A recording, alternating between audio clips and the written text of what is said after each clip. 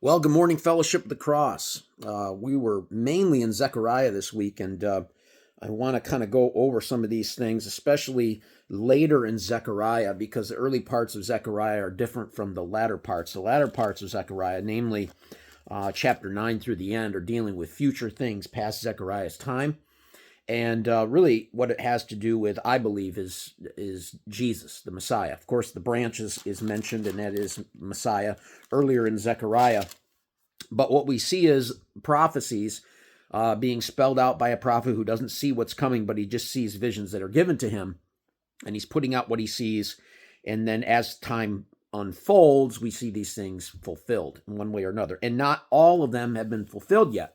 The latter parts of Zechariah, the last couple chapters, are still to be fulfilled, and even some portions of others. But let's take a look at this. Namely, I have a question in there comparing and contrasting Zechariah chapter 11 with Zechariah chapter 14, and I want to speak a little bit to that because there sometimes can be some confusion that comes about. So let's take a look at chapter 11 because what we have is sometimes people can, especially verses like 7 through 11, I've heard some people, some even Bible teachers online or whatever, saying that God is saying this and he is going to do this, he is going to do that, breaking covenants and things.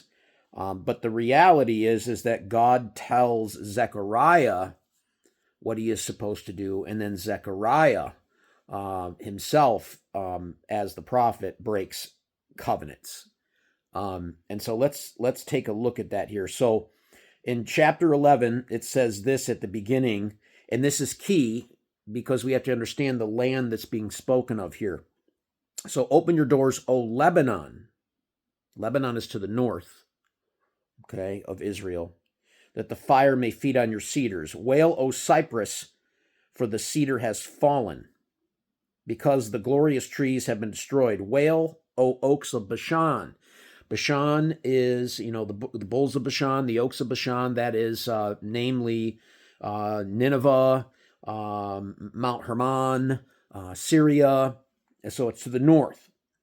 So that's key, all right? For the impenetrable forest has come down. There is a sound of the shepherd's wail, for their glory is ruined. There is a sound of the young lion's roar, for the pride of the Jordan is ruined. So Jordan is to the east of Israel. So this is dealing and talking with areas, cousins of the Jews. So that's key there, okay, for the rest of the chapter. Now look at verse 4. Thus says the Lord my God, pasture the flock doomed to slaughter. So God is telling Zechariah, you pasture a flock doomed to slaughter. A lot of times God will have prophets do things systematically that are symbolic of what has already happened as a way to show what God is going to do, or as for a fulfillment of something, right? So those who buy them slay them and go unpunished. Each of those who sell them says, blessed be the Lord, for I have become rich, and their own shepherds have no pity on them. So he's saying this is what's happened in the past. The Jews are being slaughtered. The Jews are being sold into slavery, and everyone says that does it. That's great. I become rich, and so you go ahead and shepherd the flock doomed to slaughter, Zechariah.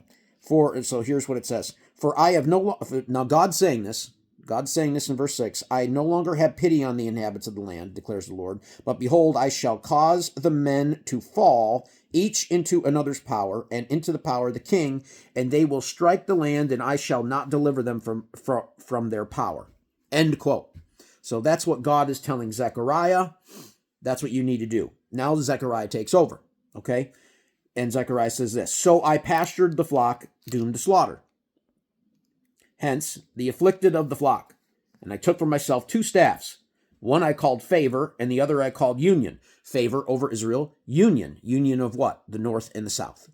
Okay? Then I annihilated the 3 shepherds in 1 month, for my soul was impatient with them, and their soul also was weary of me.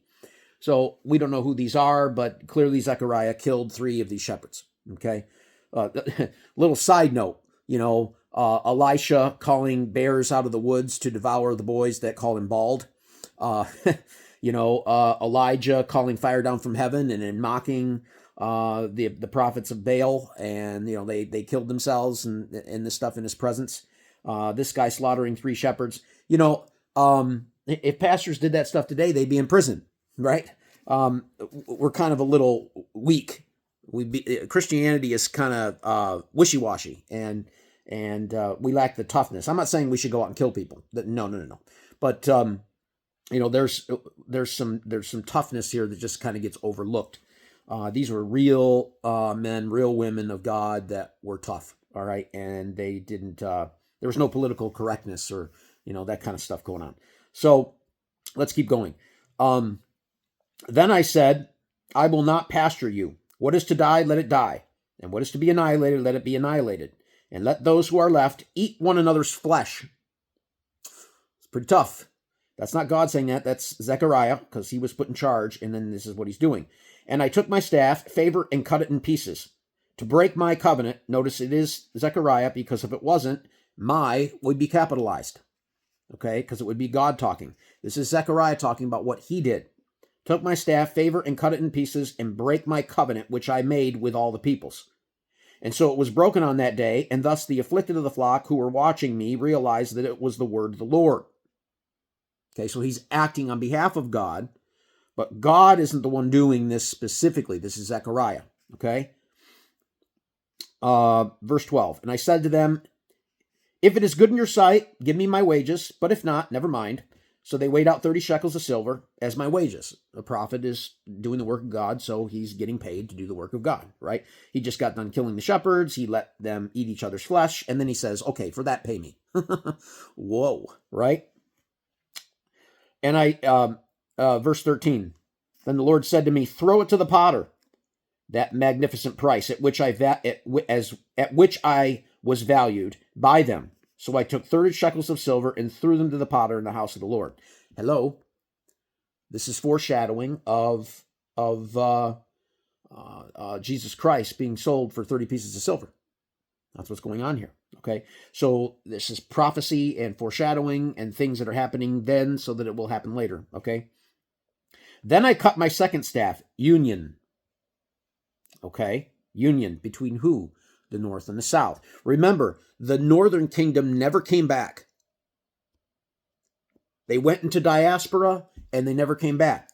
Judah is coming back and has come back and will continue to come back. But the northern tribes have not come back. Okay? So some say they are and they can trace their lineage or whatever. Well, the Bible does not say that. Not until the end. There will be a union in the millennium. Okay? So let's keep that in mind. I cut my second staff, union, into pieces to break the brotherhood between Judah and Israel. Okay? And the Lord said to me, take again for yourself the equipment of a foolish shepherd. For behold, I am going to raise up a shepherd in a land who will not care for the perishing, seek the scattered, heal the broken, or sustain the one standing, but will devour the flesh of the fat sheep and tear off their hooves. That's the Antichrist. So he's going to raise up the Antichrist. Woe to the worthless shepherd who leaves the flock. A sword will be on his arm and on his right eye. His arm will be totally withered and his right eye will be blind. Then it goes on to chapter 12 and talks about mainly Judah, that Judah will be sustained, that Judah will, in the house of David, remember, because the house of David will rule in the millennium, namely Jesus Christ, but also David himself.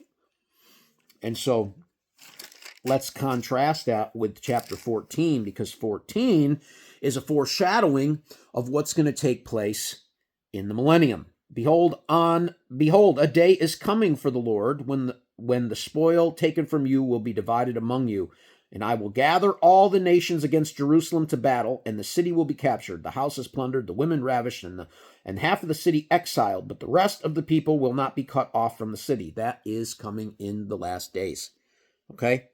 And the Lord will go forth and fight against those nations, and when he fights on that day, a battle. And in the day his feet will stand in the Mount of Olives, which is in front of Jerusalem in the east, and the Mount of Olives will be split in its middle, from east to west, by a very large valley, and half of the mountain will move toward the north, and the other half towards the south. Jesus Christ will stand on the Mount of Olives, and it will split.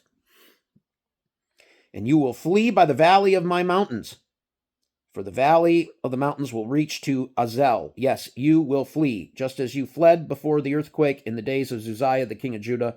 Then the Lord, my God, will come and all the holy ones with him. And so Jerusalem, who is there near the end of the tribulation, they will flee through the valley that is split of the Mount of Olives. And it will come about in that day that there will be no light. The luminaries will dwindle.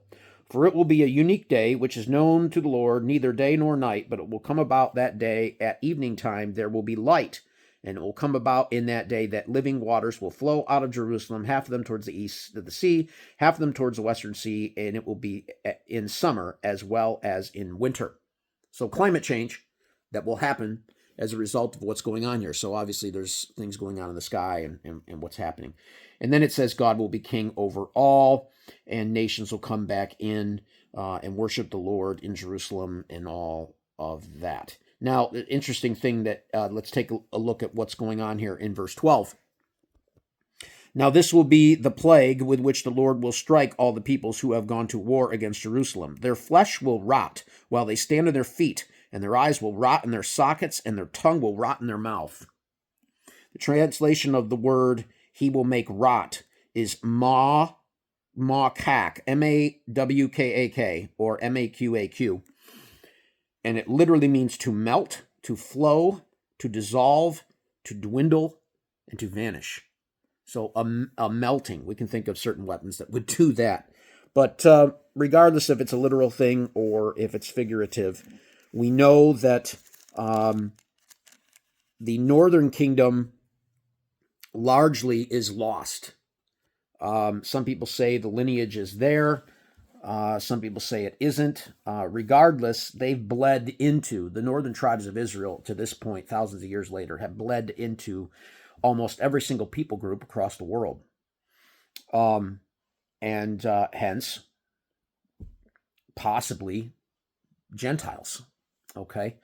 But the southern kingdom, Judah, is going to be in Jerusalem and in the last days because the house of David prophesied to rule, and that, of course, Jesus Christ. Okay? So that's what's going on here.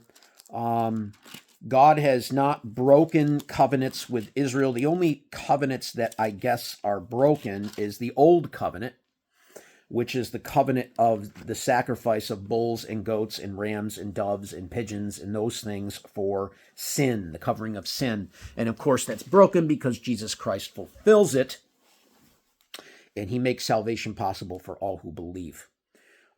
So God still has kept his land covenant and his precious covenants with Israel, with the land, and those things. So comparing chapter 11 to chapter 14, that gives you a little bit of help there in what's going on. And another thing also to realize too, especially in this world that is still full of so much anti-Semitism, is that we have to take the whole Bible in context. There's many, many places in Scripture where God says he will not break covenants with Israel. They're everlasting covenants, the covenant with Abraham and those types of things, which is before Israel, but still. So keep that in mind and continue to study, and hopefully this was good and informative to all of you. All right, get to the questions.